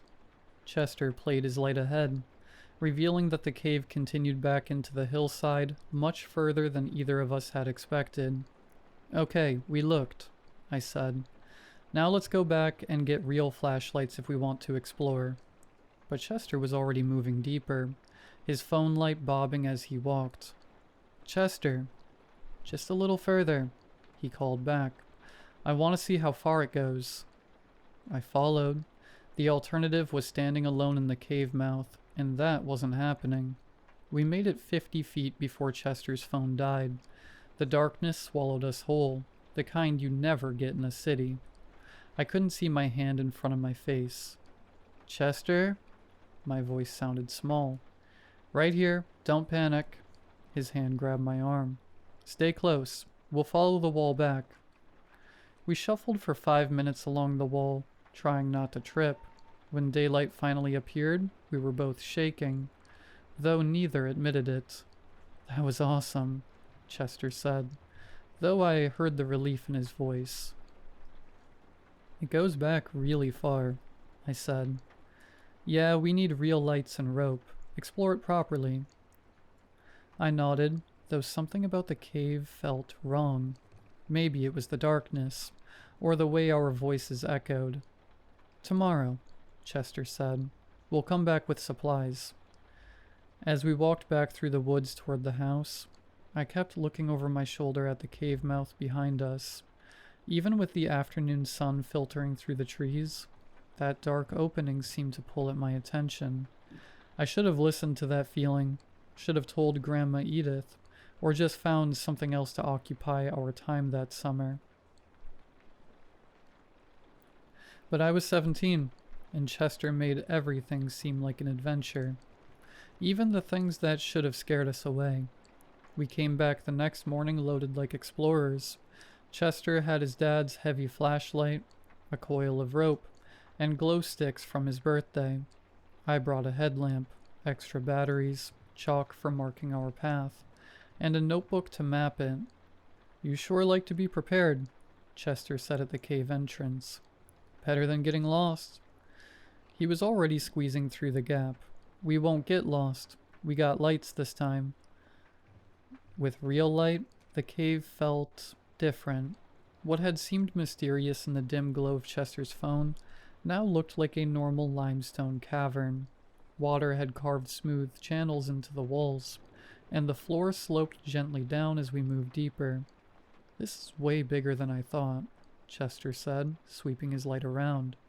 Several passages branched off, each fading into darkness. We spent an hour exploring the obvious routes, marking chalk arrows and dropping glow sticks. Chester sketched a rough map while I called out measurements. Left passage goes about 60 feet in dead ends, I said. Right passage curves back and connects with the center, like a loop. The center passage drew us in. It ran straight back, sloping steadily down, and our lights couldn't find the end. That's where we need to go, Chester said, his voice excited. 2 hours in, he made the observation that should have sent us back. You notice anything weird about this place? He asked, studying the walls. What do you mean? No bats, no bugs, nothing? His light swept the ceilings and walls. Every cave should have bats at least. Spiders, crickets, something, but look, nothing. I stopped and looked. He was right. The place was sterile. No cobwebs, no droppings, no life. Even the puddles were clear and still, with none of the algae you'd expect. Maybe it's too far from the entrance, I said. Chester shook his head. Nah, caves are ecosystems. There should be something living here. We kept going. We were too caught up in the adventure to let a little oddity stop us. The cave was giving up its secrets, and we felt invincible. The center passage dropped 100 feet over 300 yards. Our chalk marks and glow sticks glowed faintly behind us. Then Chester spotted the elevated passage. John, look up there. I followed his flashlight beam to where the wall rose to our right. About 15 feet up was another opening. Unlike the others, it was perfectly round, 4 feet across, with a steady current of air flowing out. Feel that breeze? Chester said, moving closer to the wall. I felt it, cool, mossy, damp, but with something else underneath, something I couldn't place. We can't reach it, I said. Not today, but with a ladder or rope. He was already planning our next trip. I stared at the dark hole uneasy. The air was too cold, carrying scents that didn't belong in limestone. I think we should head back, I said. We've been down here a while. Chester checked his phone. Yeah, past lunch. Your grandma's probably wondering. We followed our chalk arrows and glow sticks back to the surface. Faster this time. Sunlight hit like a flood, and I had to squint against it. Tomorrow we bring a ladder, Chester said. Maybe we should tell someone where we're going, I suggested, in case something happens. He gave me that look again, the one that said I worried too much. Nothing's gonna happen. It's just a cave. But as we walked back through the woods, I kept thinking about that opening and the air flowing from it. The scent felt familiar, like something half remembered from a dream. That night I dreamed of deep places and moving air, and woke with the taste of moss in my mouth. Chester showed up the next morning with his dad's aluminum stepladder strapped to the four-wheeler, grinning like he had solved everything. Borrowed it while Dad was at work, he said, wrestling it off. He won't miss it for a few hours. The ladder was heavier than it looked, and hauling it through the woods was an expedition in itself. We stopped every 50 yards to rest and untangle it from branches. By the time we reached the cave, we were both sweating. This better be worth it, I muttered, helping him force it through the grate. Trust me, it will. Getting the ladder down the sloping passage was another challenge. It was awkward in the tight space, and my headlamp cast confusing shadows. But Chester was determined, and we finally got it against the wall. Hold it steady, he said, climbing. I braced it while his light swept the opening above. At the top he went quiet. What do you see? I called.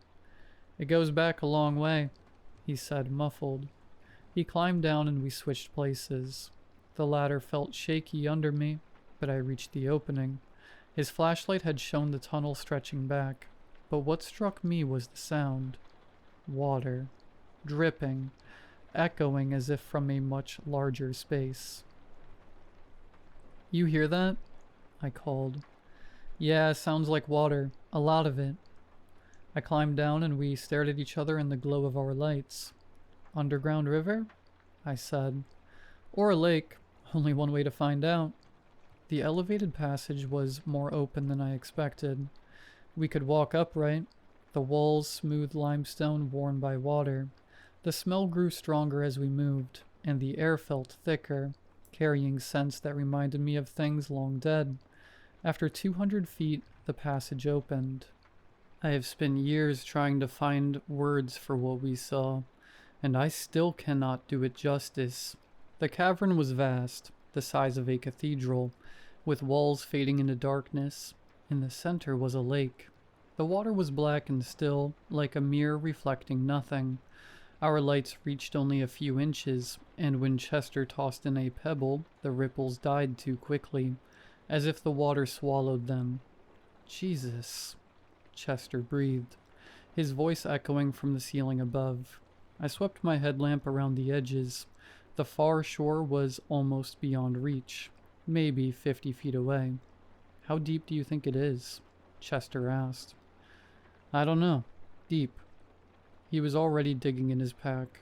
Let's find out.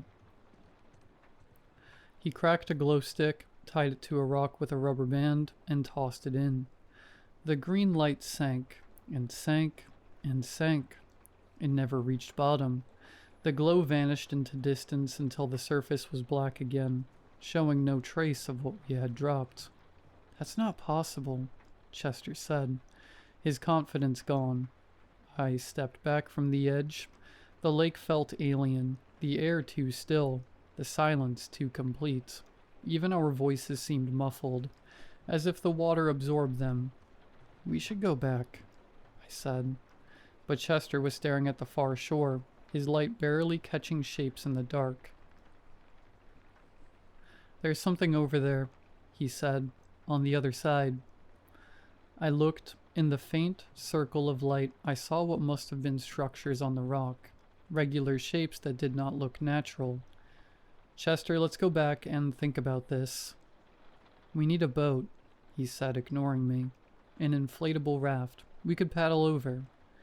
The thought of being on that water clenched my stomach. That's crazy. We don't even know how deep it is. What if we fall in? We won't. I'm a good swimmer. In a lake that might not have a bottom? He looked at me then, really looked, and I saw he felt it too. The sense we had found something that should not exist. But Chester never backed down from anything. Tomorrow, he said, we'll think tonight and come back with a plan. As we left through the passage and down the ladder, I kept looking back. The darkness seemed deeper than it should, and I felt something in that water watching. That night, I could not shake the image of the glow stick sinking into endless depths. In my dreams, I sank with it into darkness so complete I could not tell if my eyes were open or closed. Chester showed up the next afternoon with a small inflatable raft strapped to his four-wheeler, the kind meant for lazy rivers. He also had life jackets, waterproof flashlights, and a hand pump. Where'd you get this? I asked, though I already knew. Borrowed from my cousin Jake. He won't miss it. I eyed the raft. It was 6 feet long, built for calm water, not underground lakes. Chester, I don't think that's going to work. It'll be fine. It's rated for 2 people. We're light. Despite my doubts, I helped him haul it into the cave. His enthusiasm was hard to resist, and I was curious about the far shore, but the image of that glow stick sinking into black water never left my mind. Launching took longer than we expected. The rocky shore wasn't ideal, and we had to clear stones for a spot. The whole time I was aware of the water beside us, still as obsidian, and reflecting our lights. You sure about this? I asked. It's just water. Worst case, we get wet. But it wasn't just water, and we both knew it. The lake felt wrong. No lapping at the shore, no movement at all. Even when disturbed, the ripples died too fast, as if the water was heavier than it looked. Chester climbed in first with a flashlight. The raft barely dented the surface, as if it floated on something solid. Come on, he said, steadying it. I climbed in reluctantly, paddle in hand. The moment we pushed off, I felt the lake take hold of us. It wasn't like floating, more like being suspended over an abyss. Paddle, Chester said, shining his light ahead. The rowing was strange. The water gave almost no resistance. Yet the raft crawled forward. Slower than it should have. It was like paddling through oil, though the water looked and felt normal when I touched it. "This is taking forever," Chester muttered, after what felt like 20 minutes. I looked back and my stomach dropped. The rocky ledge was much further away than it should have been, barely visible in our glow. Ahead of us, the far shore seemed no closer than when we'd started. "Chester, something's not right about this. Just keep paddling. We're almost there." But we weren't. The harder we paddled, the less progress we made. The far shore stayed distant, while the shore behind us kept receding, as if the lake stretched itself, bending distance in ways that defied sense. Then Chester's light touched the far side, and we both went quiet. "What the hell is that?" he whispered. "I don't know, but I don't like it."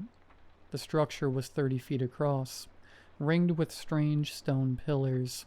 The rock was darker than limestone, smooth and almost metallic.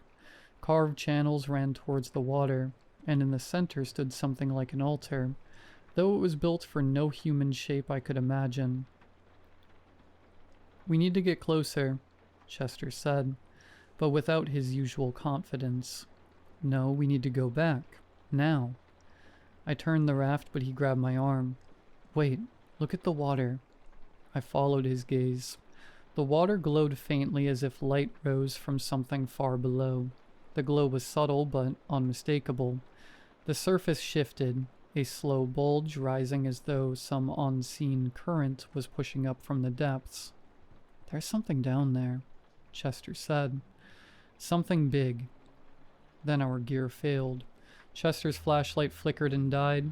My headlamp dimmed despite fresh batteries. Even my watch froze at 3:47. "Chester, we're leaving now," I said, cracking a glow stick. He didn't argue. We paddled hard toward what we thought was shore, but the darkness pressed in and our failing lights showed almost nothing beyond our raft. Then we heard it, a sound from beneath us, deep and resonant, like rock and metal groaning under pressure. It rose from the depths and vibrated through the water and into our bones. Ripples spread across the surface and faded too quickly. The raft shuddered. "Paddle faster," Chester said, and for the first time I heard fear in his voice. The sound came again closer. The water around us began to glow, the light moving upward as if something vast was rising. We paddled in silence, our failing lights barely cutting the dark. The shore seemed impossibly far, and with every stroke I was sure we would not make it. But somehow we did. The raft scraped the rocks just as my headlamp died. We dragged it out and collapsed on the cavern floor, shaking in the shine of our last glow stick. "We can't tell anyone," Chester said finally. "They'd think we were crazy." I nodded, though part of me wondered if we were. The whole thing felt like a nightmare. As we packed up, I made the mistake of looking back. The water was still again, but I was certain something in that blackness was looking at us. For 3 days I avoided the cave. I stayed close to the house, helped Grandma with chores, even started reading one of her old romance novels just to keep busy. But Chester would not let it go. He showed up with a restless energy I had never seen. "You can't just pretend it didn't happen," he said one Thursday morning on the porch. "We found something incredible." "We found something dangerous," I said. "Our lights failed, Chester. All of them. At the same time. So we bring backups. More batteries. Better lights." I looked at him and realized what I had mistaken for confidence was obsession. He could not sit still. Dark circles under his eyes showed he was not sleeping. "I need to go back," he said, leaning forward. "Don't you want to know what it was?"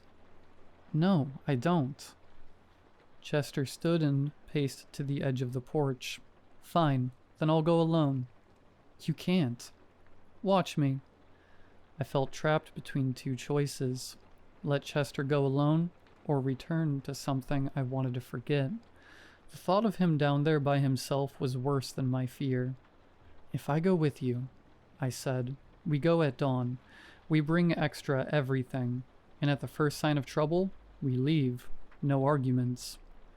Chester grinned, hollow. Deal. That afternoon we gathered supplies. Chester had found a larger raft, more stable than the first, borrowed from my sister's boyfriend. We packed flashlights, batteries, glow sticks, rope, even a first aid kit. Looking back, it was an expedition, not an adventure. One more thing, Chester said as we loaded the four-wheeler. I want to actually reach the far shore this time, get a closer look. Every instinct screamed no, but I had committed. And despite my fear, I was curious. The shapes we had seen haunted my dreams. I needed to know. The forest felt different on the way back, quieter, even the birds were silent.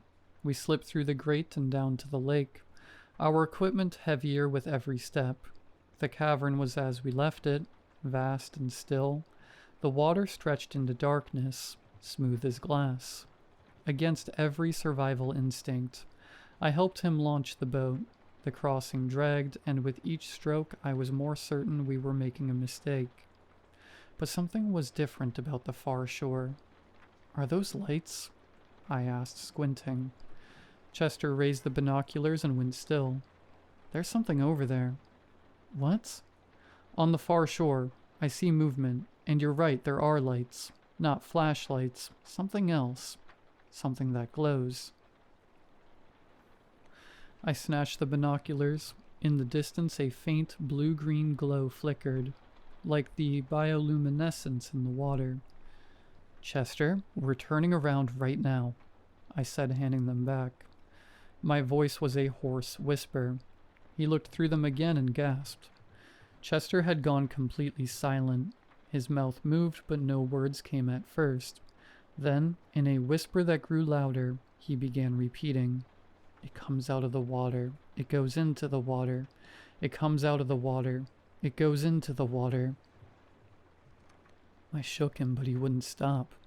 His eyes were fixed on the far shore, wide and shining, as though he was watching something emerge that I couldn't yet see. That's when the water around us began to glow. The luminescence rose from the depths like we'd seen before, but this time it was brighter, more intense, and in that glowing light, I could see the true scale of what lay beneath the water. It wasn't a lake at all. It wasn't a lake. It went down forever. An eye, a well, a portal, an abyss eternal and bottomless, vast and deep. Alien light, forever and ever. I screamed. I know I screamed because my throat was raw afterward, but I couldn't hear the sound over the roar of blood in my ears. Chester was screaming too, or maybe laughing. I couldn't tell which. The eye blinked. The entire cavern shuddered as something the size of a mountain moved beneath us. Water that wasn't water displaced around us, and our tiny raft was suddenly riding waves that shouldn't exist in an underground space. This shook Chester out of his fugue. We both dug our paddles into the glowing surface, fighting against currents that felt more like muscle contractions than water flow. As we stumbled out of the boat onto the shore, I made the mistake of looking back. The eye was there, staring up at us through bottomless layers of water that should have blocked any light, and in that ancient gaze, I saw recognition. It saw us. It saw into us and through us. Something in Chester's mind shattered. I could see it in his eyes. I grabbed him and dragged him down the tunnel. We abandoned the raft and ran for the passage, leaving our carefully gathered equipment scattered on the cavern floor, up through the elevated passage, down the ladder we didn't even bother to retrieve, through the cave system toward the blessed light of day. We burst from the cave into afternoon sunlight that felt impossibly bright and clean. Chester collapsed immediately, retching onto the forest floor.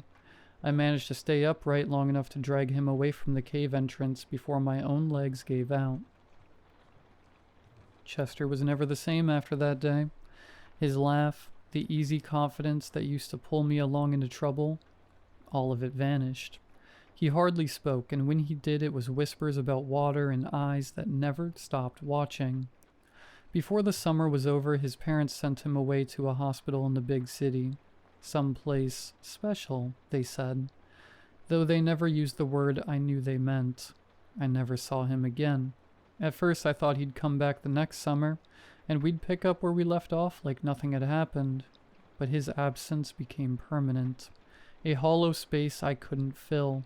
I carried the weight of it alone, pretending normal life was still possible, while the memory pressed against me like the dark water under the hills. That was 10 years ago. I've been in therapy on and off ever since, cycling through doctors who nod sympathetically when I tell them about recurring nightmares of black water and watching eyes. They prescribe medications for anxiety and sleep disorders, but nothing stops the dreams completely. Chester wasn't as lucky. The last I heard, he was living on the streets, talking to things that weren't there and insisting that something was still watching him. When Grandma Edith passed a year ago and left me the house, the first thing I did was hire a contractor to seal the cave entrance with concrete and rebar. I told him it was a safety hazard. I paid him extra to use twice as much concrete as necessary, and to never mention the job to anyone. Some doors, once opened, need to be closed forever. Late at night, I swear that sometimes I can still hear the sound of water moving, far beneath the ground.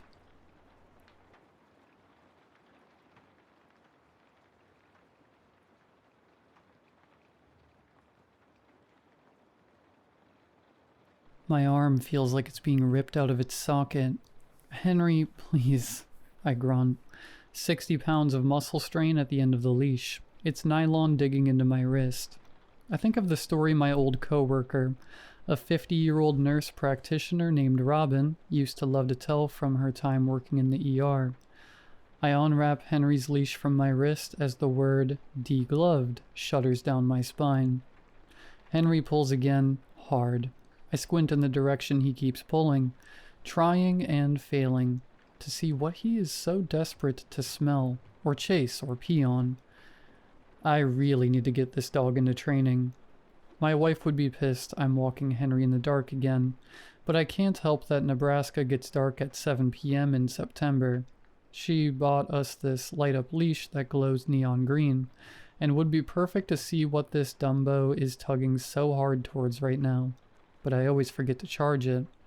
I feel the weight of the dead and useless leash strung across my chest like a pageant sash. Henry yanks, snapping me out of my reverie and twisting the leash out of my fingers. I stumble forward, barely catching myself from falling to my hands and knees as Henry shoots off into the backyard we're about to pass. All I see is a flash of brown, and then it's dusky swing sets and crickets. I hiss between gritted teeth. The dentist has been nagging me about clenching my jaw. He says if I don't stop grinding my teeth, I could crack one. But it's been a nervous habit since as long as I can remember. I bend down and pick up Henry's poop bag, dropped in the commotion, and jog into the backyard in the general direction I saw Henry go. Henry, come here, Bubba. I call out as I weave past the swing set and scraggly hedge into the next yard. I hear no reply but the soft crunch of leaves as I jog forward into the next yard. Bubba, here, I whistle, but still am met with silence. I strain my eyes against the growing dim, seeing mostly outlines of houses and trees illuminated by the street lamps. Then I see it, a brown four-legged streak moving 2 houses down and across the street into the next block. Henry, I call and run in his direction. He's fast. I barely make it across the street to the next block before I see him squeeze between 2 hedges into the next yard north. Henry, stop! I yell, but it's pointless as he's clearly hot on the trail of some small helpless mammal and has no more ears to listen to me. I am enrolling this dog into training tonight. I swing a leg over the hedge Henry went through, hauling myself forward. The shoelaces of my left sneaker catch as I try to cross the barrier. This time I do fall to my hands and knees. I look up in time to see Henry running full speed down the intersecting road. I can't tell what he's chasing, but quickly he is out of my line of sight, blocked by the house's catty corner to my position on the grass. I stand and brush my hands on my sweats, rubbing the grass off, and then I take off sprinting in his direction. As I run down the street, I continue to call Henry's name, desperate for a response to know that he has stopped running. I hear none, and I see less.